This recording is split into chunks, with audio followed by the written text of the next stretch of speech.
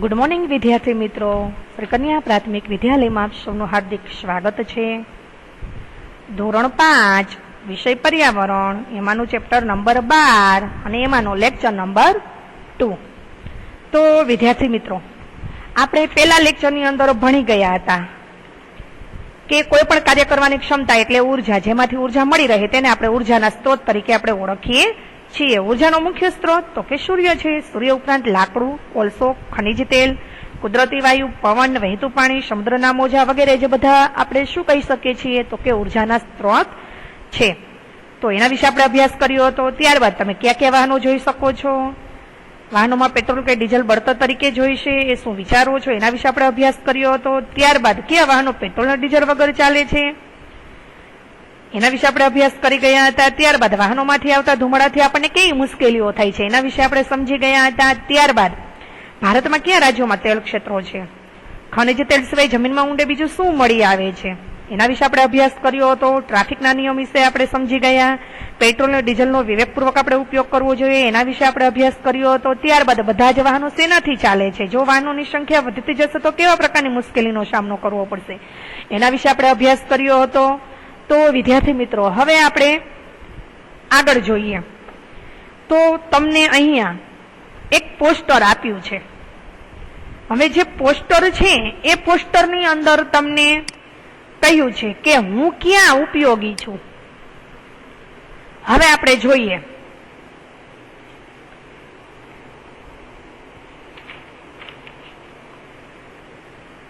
હવે આ તમને કહ્યું છે કે હું ક્યાં ઉપયોગી છું. તો આપણને ઈંધણ જે છે, ઈંધણ આપણને ક્યાં ઉપયોગી છે, તો સૌથી પહેલા આપણે જોઈએ કે હું ક્યાં ઉપયોગી છું. એમાં કેરોસીન એલપીજી તરીકે, યંત્રો ચલાવવા માટે, પ્લાસ્ટિક અને રંગો બનાવવા માટે, કાર, ટ્રેક્ટર કે વિમાનના ઈંધણ તરીકે, અને ડ્રાય ક્લિનિંગ માટે અને પ્રકાશ માટે. હવે તમને કહ્યું છે કે ઈંધણ બચાવો, તેને આદત બનાવો. હવે આપણે એના ઉપરથી એકાદ નીચે પોસ્ટરને જોઈ અને નીચે આપણને પ્રશ્ન આપેલા છે એ પ્રશ્ન સમજીએ. તો સૌથી પહેલો પ્રશ્ન આપણને કહ્યું છે કે ઈંધણ જે છે આપણને ક્યાં ઉપયોગી છે. ઈંધણ ક્યાં ઉપયોગી છે? તો વિદ્યાર્થી મિત્રો, આ જે પ્રશ્નોના જવાબ જે છે તમારે ખાસ અહીંયાથી બોલું એ ખાસ યાદ રાખવાના છે, સાંભળવાના છે અને તમારે તમારી પાકી નોટબુકમાં પણ ખાસ લખવાના છે. તો સૌથી પહેલો પ્રશ્ન આપણે સમજીએ કે ઈંધણ ક્યાં ઉપયોગી છે. તો ઈંધણ જે છે ડ્રાય ક્લિનિંગ માટે, પ્રકાશ માટે, કાર, ટ્રેક્ટર ને વિમાન ચલાવવા માટે, પ્લાસ્ટિક અને રંગો બનાવવા માટે, યંત્રો ચલાવવા માટે અને ઘરમાં રસોઈ બનાવવા માટે આપણને આ ઈંધણ જે છે એ આપને ઉપયોગી બને છે, જે તમે ચિત્રમાં જોઈ શકો છો. ત્યારબાદ આપણને બીજો પ્રશ્ન કયો છે, ડીઝલ ક્યાં વપરાય છે શોધી કાઢો. તો વિદ્યાર્થી મિત્રો, બસ, ટ્રક, ટ્રેક્ટર જેવા ભારે વાહનોમાં ઈંધણ તરીકે ડીઝલ વપરાય છે. જનરેટર ચલાવવામાં પણ આપણે શેનો ઉપયોગ કરીએ છીએ તો કે ડીઝલ વપરાય છે. તો ખાસ આ પ્રશ્નોના જવાબ જે છે એ ખાસ તમે યાદ રાખજો, પાકા કરજો અને તમારે તમારી પાકી નોટબુકમાં પણ લખવાના છે. હવે તમને અહીંયા કહ્યું છે કે દિવ્યાએ કવિતા લખી અને તેના મિત્રો પાસે ગાઈ, તે વાંચો અને ચર્ચા કરો. એમાં તમને કહ્યું છે કે હું કોણ છું. તો વિદ્યાર્થી મિત્રો, હું કાળું છું, હું જાડું છું, હું વહું છું, હું કોણ છું તમે જાણો છો. હું લાંબો સમય રહીશ જો તમે ધ્યાનથી વાપરો. મને બનતા લાખો વર્ષો લાગે છે, હું હંમેશા ત્યાં રહીશ નહીં. હું તમારા દીવાને પ્રકાશ આપું છું, હું તમારી રસોઈ કરું છું, હું તમારા યંત્રો ચલાવું છું. આકાશમાં વિમાન ચલાવવા લોકોને મારા કરતા કોણ વધુ ઉપયોગી છે. જો ધ્યાનથી નહીં વાપરો, હું હંમેશા ત્યાં રહીશ નહીં, મારા વગર તેઓ ઝઘડશે. મારા વગર જીવન શું રહેશે. હું કાળું છું, હું જાડું છું, હું વહું છું, હું કોણ છું તમે જાણો છો. તો વિદ્યાર્થી મિત્રો, આ જે કવિતા છે એ કોણે લખી છે તો કે દિવ્યાએ લખી છે.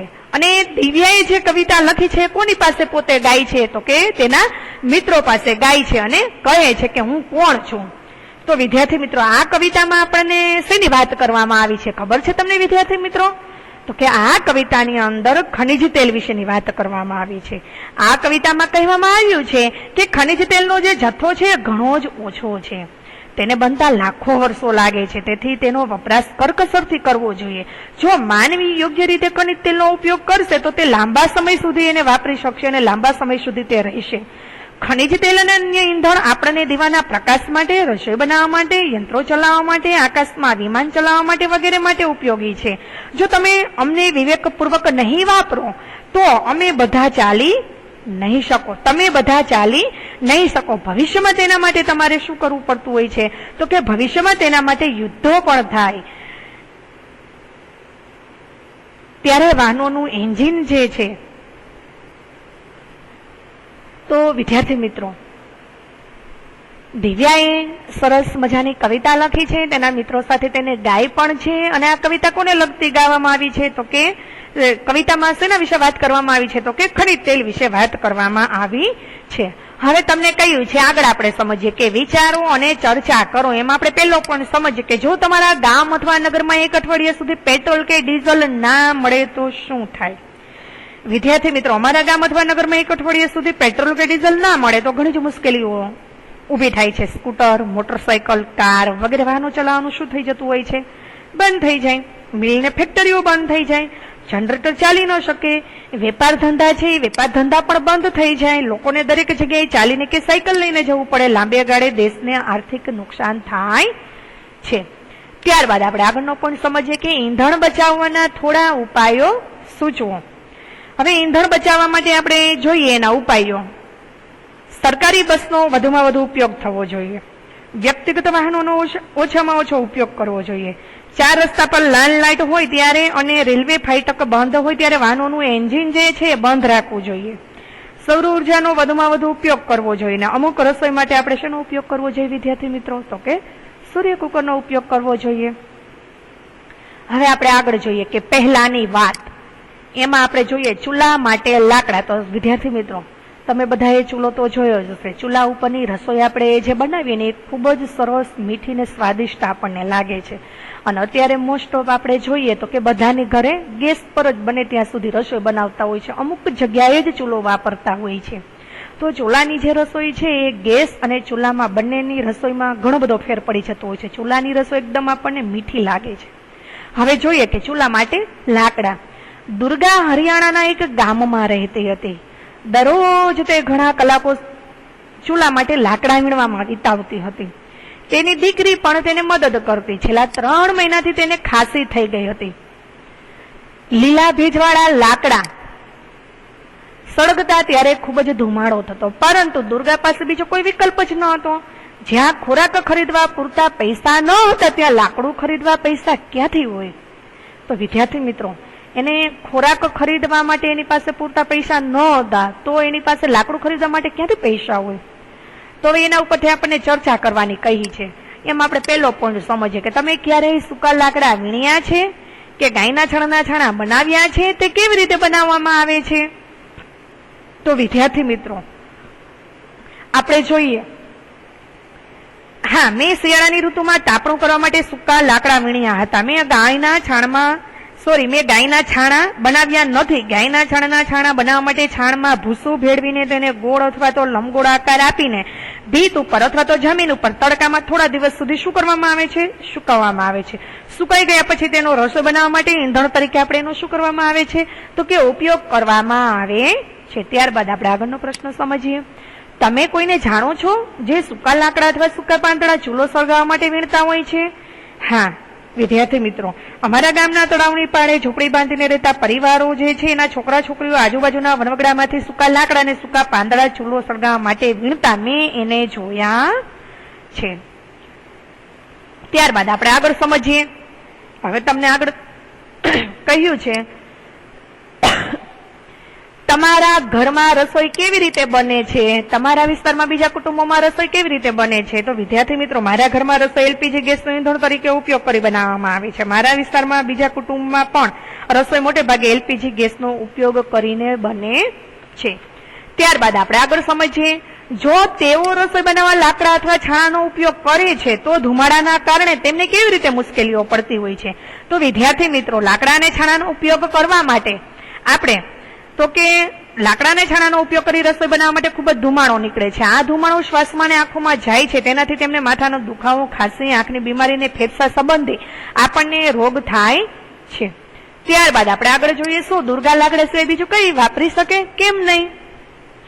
ના, દુર્ગા ગરીબ હોવાને કારણે લાકડા સિવાયના બળતરે વાપરી ન શકે. તેણી રસોઈ બનાવવા વીણીને લવાતા મફત લાકડા કે મફત મળતા છાણમાંથી છાણા બનાવી તેનો ઉપયોગ કરી શકે.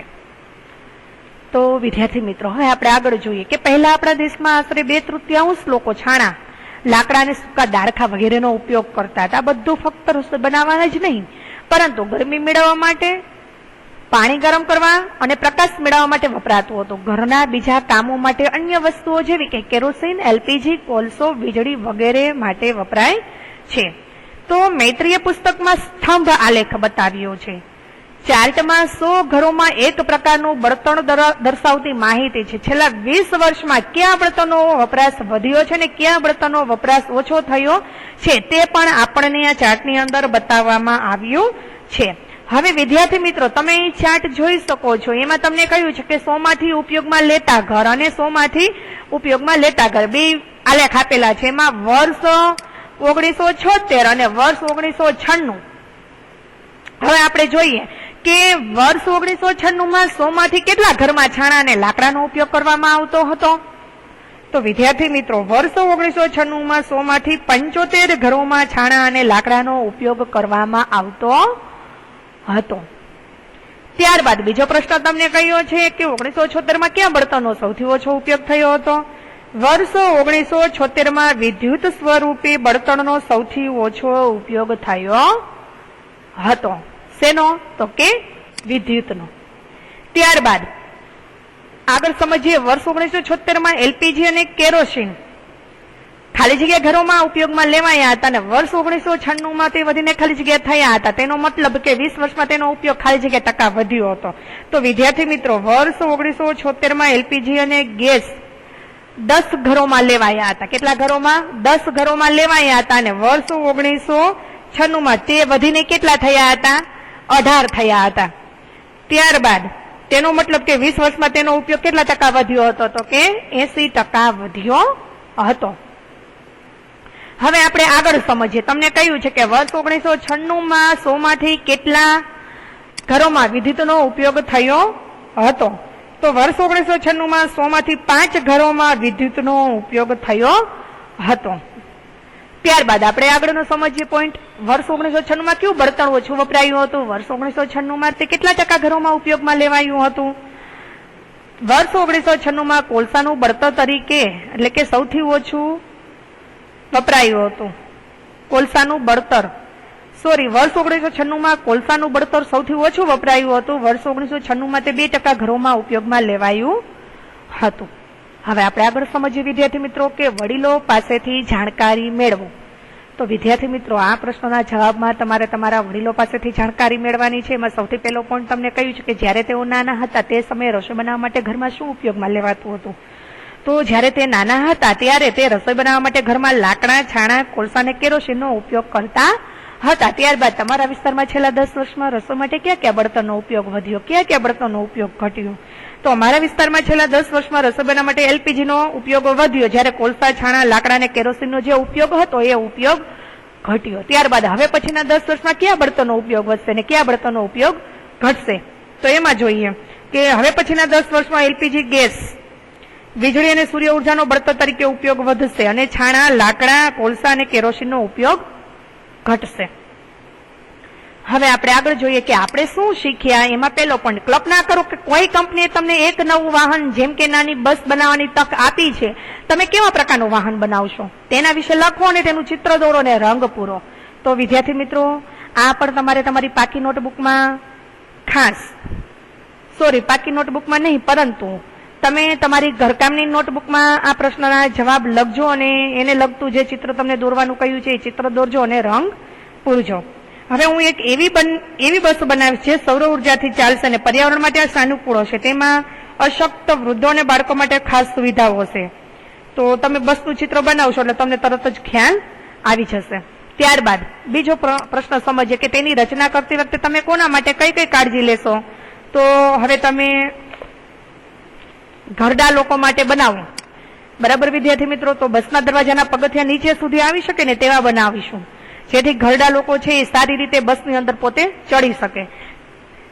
ત્યારબાદ બાળકો માટે તો કે બસની બારીઓમાંથી ગ્રીલ લગાવીશ, કાચવાળા દરવાજા બનાવીશ અને સીટ બેલ્ટ રાખીશ, જેથી નાના બાળકો છે એ પડી જવાની સંભાવના ન રહે. ત્યારબાદ જે જોઈ શકતા નથી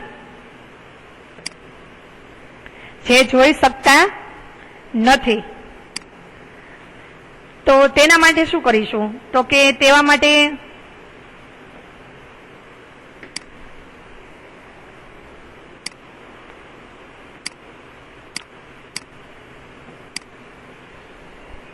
બસના દરવાજાની બાજુમાં જ તેમની બેઠક રાખીશ અને બસમાં દરેક સ્ટેશનની રેકોર્ડિંગ માહિતી સાંભળે તેવી વ્યવસ્થા કરી, જેથી સ્ટેશન આવે એટલે તેની જાણકારી પણ તેમને થાય.